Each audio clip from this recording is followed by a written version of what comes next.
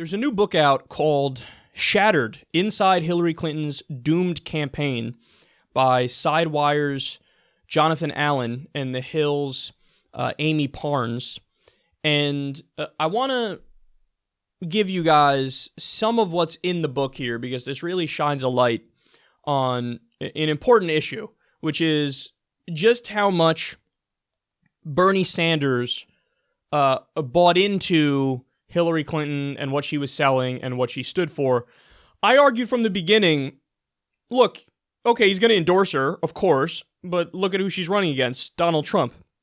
Donald Trump is a disaster on more issues than Hillary Clinton is.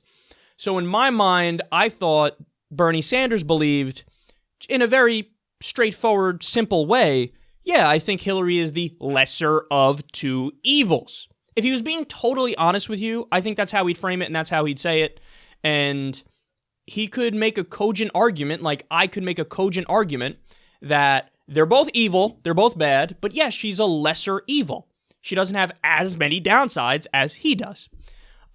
So he had to kind of not do that when he was campaigning for her, and he had to try to pretend like, no, it's not that she is a lesser evil, it's that she is good and he is bad.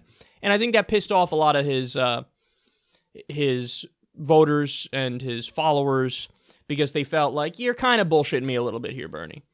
And by the way, I also do believe that if he didn't make that argument and if he made the, lesser evil argument, the Democratic establishment would have flipped out. But I think his voters would have been more understanding. They would have been like, yeah, he's got a point. Sure, there's some issues where she's better than him. She's not going to be as draconian as him, and she's a milquetoast neoliberal, but milquetoast neoliberalism is better than what we're getting right now, which is hardcore conservatism and neoconservatism, especially with foreign policy now.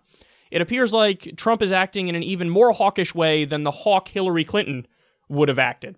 432% increase in drone strikes and needlessly escalating with North Korea. Dropping the mother of all bombs on Afghanistan. Syria, although I think Hillary would have done Syria too, the same thing. But you get the point. So let me give you some of what was happening behind the scenes with Bernie Sanders and Hillary Clinton. Quote, but even after conceding, Sanders wouldn't totally walk the Clinton campaign line. In September, members of the Clinton campaign contacted Sanders' aides and shared a script of an ad they wanted Sanders to record. At the end of the script for the ad, which would have Sanders touting Clinton for certain policy positions, Sanders was expected to use one of the campaign slogans, "I'm with her." But Sanders objected. "It's so phony," he said. "I don't want to say that." The Vermont senator didn't use the slogan in the recorded ad, which never ended up running on television, after focus groups found Sanders' endorsement insincere. People didn't feel that it was an authentic pitch for her and what she wanted to do, said one Clinton aide familiar with focus group responses. It even had some backlash in folks saying that he's not really supporting her. Yeah. So the way that this is framed in the article and the way that this is framed everywhere I've seen it discussed is, and I'm not kidding about this, it's like how dare Bernie Sanders do this? But hold on now, why is the how dare you reserved for Bernie in this situation? When, think of what happened, think of the dynamics of this. In a primary where it was proven that your team had tipped the scales in your favor against this guy who you're now talking to, you're going to reach out after all the collusion and the corruption has been shown. And not only are you going to say, hey, look, you're going to endorse me, right? But you send him a script. You're like, not only are you going to endorse me, here are the exact words that you're going to use. Excuse you? No, but see, that this is part and parcel of the problem with Hillary Clinton, is that as it's proven she's corrupt and there was collusion with the media and did all these horrific Machiavellian things, then she turns around and it's such a level of entitlement that it's like, but now you're still going to do my bidding and you're going to do exactly what I want you to do. Here's your script. Now go be a good little puppet and shut the fuck up. And then she even complained about it in the media. I did it for Obama. I did it for Obama. I went out there and sucked up my pride and I helped out Obama. So Bernie Sanders, hey, come on now. What are you doing? Now, Bernie still, said, okay, I do think she's the lesser evil, so I'm going to campaign for her. I'm going to make positive arguments for her against the monster Donald Trump, who's just wrong on more issues. And he did that, but to them it's still like, nope, wasn't enough, never was enough. You refuse to follow our script exactly and say, I'm with her, so how dare you, Bernie Sanders? No. Let me be the person to say, how dare you, Hillary Clinton and Hillary's campaign? You're not queen of the Democrats, and your husband, Bill, is not king of the Democrats. I told you, we just covered the story the other day. Bill said recently to Tom Perez, now the DNC head, the Democrats shouldn't be simply the party of Bernie.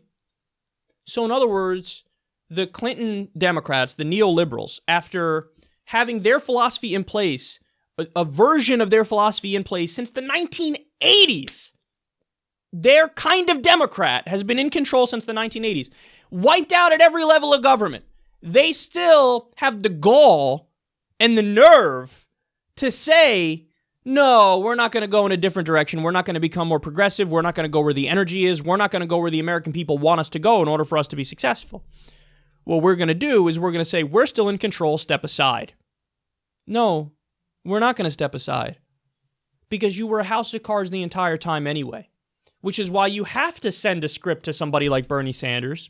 Because you know that if he's being totally honest about what you are, he would have to say, yeah, I guess lesser evil.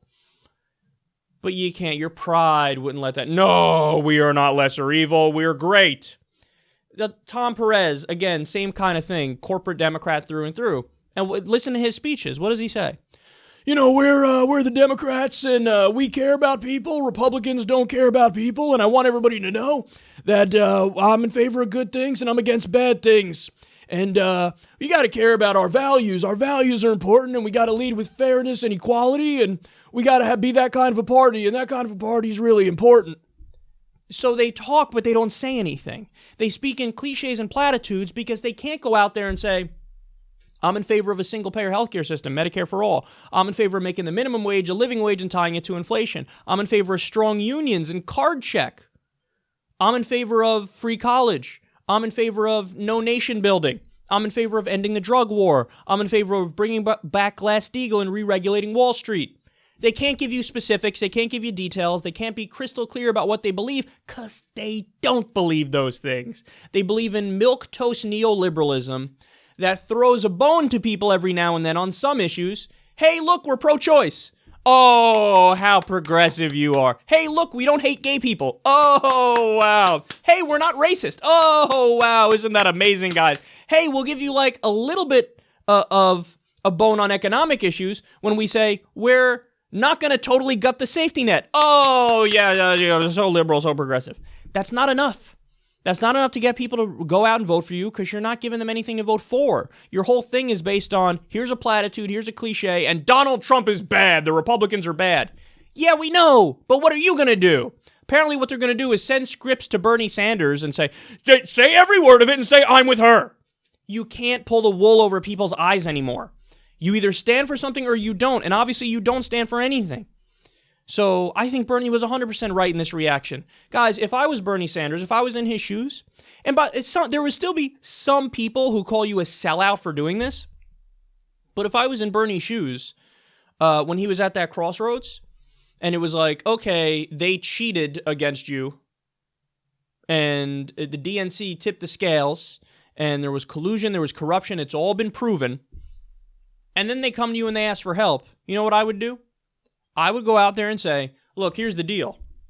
It's been proven that they were tipping the scales against our campaign from the beginning, and that this is unacceptable. We need gigantic, colossal reform of the DNC, reform of the Democratic Party. I will be leading that reform effort. There's no question about it. At the same time, we also must be crystal clear that Hillary Clinton is the lesser evil against Donald Trump. Total sellout to Wall Street, totally hawkish on foreign policy. similar to Hillary Clinton, but I think Trump may even be taking it further because I don't know if Hillary would have had the nerve to put at least 4 Goldman Sachs people, the president of Goldman Sachs, in her administration like that. But I would have said, yes, there are some issues, man. You can't say that they're equal on climate change. That's just not true. Hillary says, I'm not going to get rid of Obama's new clean power rules for the EPA. Of course not. I'm not going to appoint a climate science denier to the EPA. Of course not. I'm not going to ignore the Paris Agreement like Trump is. Of course not. Social issues, same thing. She's going to be more liberal. Even though she sucked and she came around in 2013, she's going to be more liberal on that. So you can make the argument. Like, there's a way to make an argument for Hillary that's not BS to say Hillary's better than Trump, because it's not hard to say anybody's better than Trump. So if I was Bernie in that position, I would have made that argument. But Bernie even went further for them, man. Bernie sucked up his pride and went out there and pretended like, oh, no, it's not that she's just a lesser evil. I think he thinks she's the lesser evil, but he said she's good, he's bad, basically. But because he didn't go exactly by the bullshit script that she wanted him to go by, and he didn't say, I'm with her, I'm done with him. I'm done with him. Well, you know who was done with you? The American people. So maybe you stop trying to bullshit people. If you're honest with people from the beginning, you would have had a better chance of winning. And perhaps if you didn't have such a shitty voting record and you weren't such an obvious corporate establishment shill, you would have had a better chance of winning. So no, the onus isn't on Bernie Sanders. No, the onus is on Hillary Clinton, Bill Clinton, Obama to a lesser degree, but Obama, yes, Tom Perez, people like that, corporate Democrats, blue dog Democrats. You were the destruction of the party, and now you don't want to take responsibility for it.